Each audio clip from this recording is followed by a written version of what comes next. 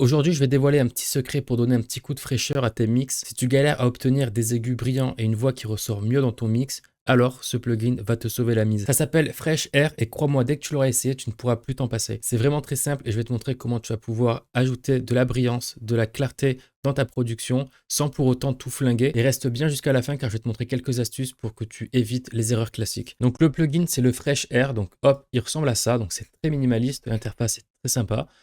Donc là, je l'ai mis à la piste 5 et directement, je vais balancer, hop, ce vocal à la piste 5 également. Donc déjà, je vais faire les traitements de base, c'est-à-dire ajouter du delay, de la reverb sur une voix assez classique.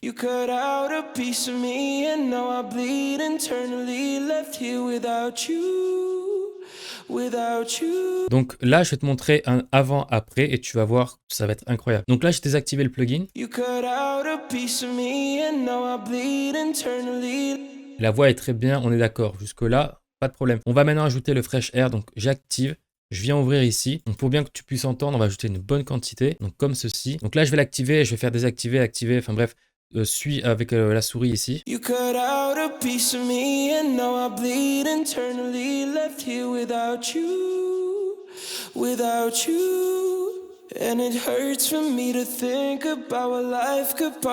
Donc, tu as compris un petit peu l'effet, donc pas besoin de t'expliquer plus. À l'oreille, tu entends clairement la différence. Donc, avant de crier au plugin magique, etc., parce que quand un plugin sort, tout le monde a l'impression que c'est le plugin qui va tout changer dans tes productions. Tout le monde se jette dessus. C'est pas le but. Donc, on va essayer de comprendre pourquoi ce plugin est intéressant, qu'est-ce qu'il fait, etc.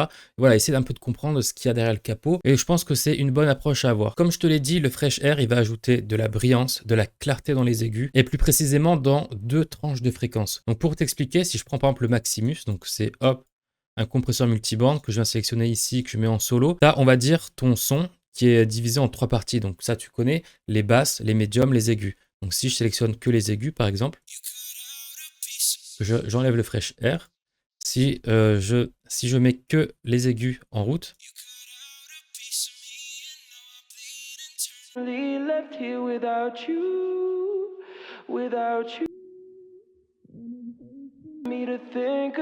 donc tu l'avais certainement déjà compris, mais il y a 3 tranches de fréquences comme ceci. Donc ça, je peux l'enlever pour l'explication, c'est bon. Le Fresh Air, tu vois, qui vient interagir sur les mids, ok, donc la zone centrale, et qui vient également interagir avec les fréquences hautes. Donc pourquoi il n'y aurait pas un troisième bouton pour les basses? Tout simplement parce que les basses, comme tu l'as pu le voir, on les entend pas. Et c'est pas ça qu'on a envie de mettre en avant surtout. Donc déjà que c'est une zone problématique, ok, donc entre les problèmes de kick, les problèmes de basse et sub, etc. On va pas venir rajouter des problèmes. C'est pour ça que ce plugin vient interagir uniquement avec les bandes de fréquences au centre et sur la partie haute. Là, si tu veux, tu peux lier les deux. Donc là, par exemple, c'est ce que j'ai fait. Tout simplement, voilà, ça vient booster un petit peu les deux. Ou tout simplement, tu peux choisir que une tranche de fréquence, du coup celle du milieu, ou la fréquence haute. C'est toi qui vois, c'est en fonction de l'oreille et surtout de l'instrument, de ce que tu l'auras mis avant. Parce que bien sûr, ce plugin, il peut être utilisé sur une voix. Donc je pense que c'est le meilleur cas d'usage que tu peux avoir avec ce plugin. Encore une fois, c'est un avis personnel. Après, tu peux très bien l'utiliser sur des percussions, des boosts de drum. Tu peux l'utiliser sur peut-être le master final de ta prod. Peu importe, tu peux vraiment dériver ça comme tu souhaites. En tout cas, tu peux l'ajouter sur plein de choses, même sur une guitare, du piano, etc. Peu importe. Donc à ce stade, tu te poses peut-être cette question, je me la suis posée aussi. Donc c'est pour ça que j'aimerais y répondre. Pourquoi ne pas tout simplement faire un boost dans les aigus ou tout simplement un boost au niveau de la tranche moyenne, si tu veux, qui correspondrait à celle-là. Donc si tu fais un boost avec l'égaliseur, ça va te générer un gros problème. En fait, tout simplement, en faisant ça, tu vas booster une plage entière de fréquences. Donc tu risques d'avoir un son plus agressif, plus dur, plus, comment dire, pour le coup, beaucoup plus brillant, et c'est pas ce qu'on veut, parce que vraiment, il y a une nuance à avoir. C'est que faire un petit boost comme ceci, en faisant ça, comme je te l'ai dit, tu as augmenté une plage de fréquences complète. Donc là, j'augmente vraiment une bonne partie de la plage de fréquence. Et si je m'amuse à faire ça sur tous les instruments, à la fin, au niveau du mixage, donc au niveau de ta piste master, tu vas te rendre compte que tu vas avoir énormément de conflits de fréquences et que cette zone, elle va être chaotique. Et c'est pas ce qu'on veut encore une fois, et c'est là où le Fresh Air se démarque. La différence entre les deux, c'est que le Fresh Air, il va pas simplement faire comme ça un boost, ok, au niveau des fréquences. C'est beaucoup plus sophistiqué que ça, ok, parce qu'évidemment, ce serait trop simple. Donc tout simplement, il va faire un traitement au niveau des harmoniques. Et clairement, c'est pas la même chose que je fasse un boost au niveau d'une plage ou que je fasse un boost au niveau de quelques harmoniques dans mon son. C'est clairement pas la même chose. Et donc, tu vas pouvoir obtenir un son brillant, un son clair, un son plus qui respire, ok, Fresh Air, ça se traduit facilement, d'accord? Et donc, il va paraître, et donc le son avec le Fresh Air paraîtra beaucoup plus aéré, beaucoup plus espacé, si tu veux, beaucoup plus propre que tout simplement faire un boost comme ça qui reviendrait à saturer le son, etc. Bref, ce serait vraiment pas l'idéal. Si tu veux, le traitement que le Fresh Air fait à ton son, il est beaucoup plus subtil que simplement faire un gros truc comme ça, un peu dégueulasse. Et donc, en fait, ça ne va pas nuire à la qualité de ton mixage, parce qu'à la fin, en faisant ça, comme je te l'ai dit, tu risques juste d'avoir une zone, donc cette zone-là, qui ressemble à rien. Parce que là, des conflits de fréquences, crois-moi que tu vas en avoir plein, et c'est pas ce qu'on veut. Donc nous, ce qu'on veut, c'est un mixage propre, quelque chose d'agréable, de cool, voilà, encore une fois, propre. Donc c'est pas en faisant ces pratiques barbares qu'on va y arriver.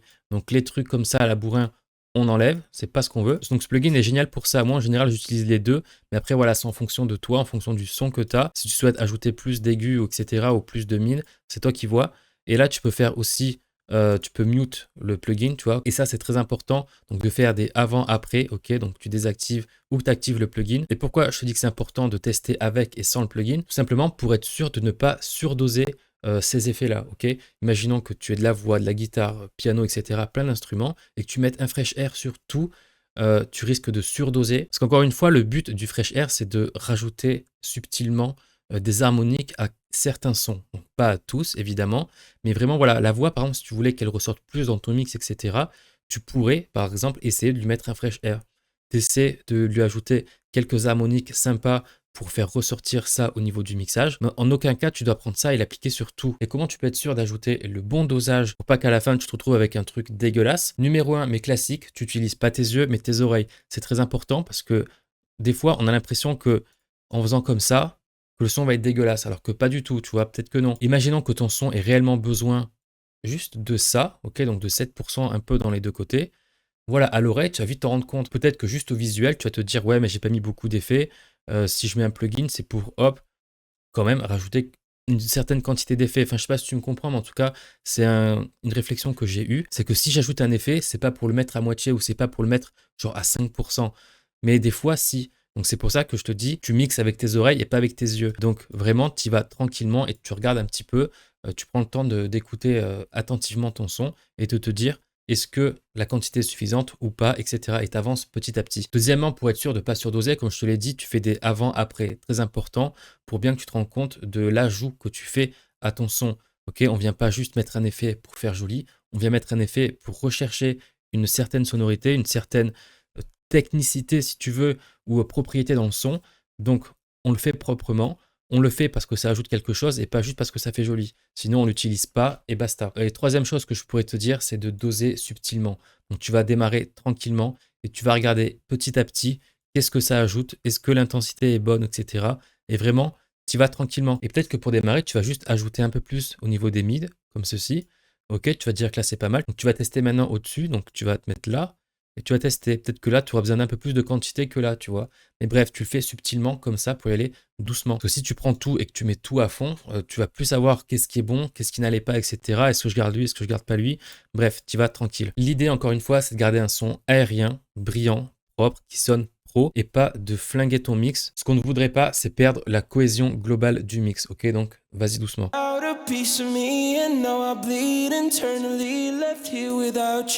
Enfin, je sais pas ce que t'en penses, mais vraiment, c'est le avant-après et à chaque fois monstrueux. Dès que je mets le Fresh Air et que je fais avant-après, c'est incroyable. Donc sur le site où tu peux télécharger le VST, parce que je te l'ai pas dit peut-être, mais bref, il est gratuit. Je le dis à la fin, mais bref. Après, je sais que c'est marketing, etc. Mais je trouve que c'est vraiment vrai, ok. C'est comme si je retirais une couverture de mes enceintes. Et c'est vrai que l'effet, on l'a. La différence est folle. Donc je t'invite vraiment à télécharger ce plugin. Je te mettrai un lien peut-être si j'y pense en description. Sinon, c'est assez simple, t'écris ça sur Internet. C'est gratuit encore une fois et l'installation est très rapide. Donc si tu veux d'autres vidéos un petit peu comme celle-là, mets-le moi en commentaire. Si la vidéo t'a plu, mets-moi un like. Abonne-toi à cette chaîne, c'est très important. Et moi, je te dis à la prochaine pour une nouvelle vidéo. C'était Lucas.